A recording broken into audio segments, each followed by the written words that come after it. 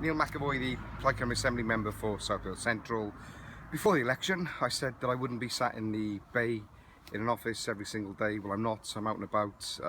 What I'm tending to do is go for early morning walks, and I'm in my own area today. It's Fairwater, and I'm particularly looking at the footpaths because I've had a lot of complaints from elderly people in wheelchairs who basically find it impossible to get around. So I'm going to walk up and down all these streets over the next hour or so and look at them in detail and submit our assessment to the council, and we want an official assessment carried out in this area.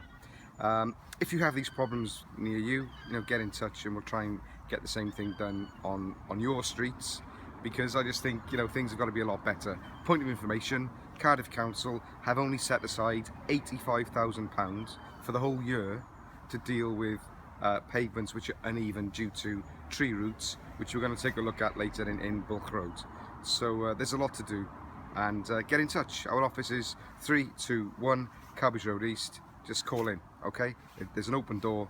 Come in and just tell us how we can help. Thank you very much. Diolch yn fawr.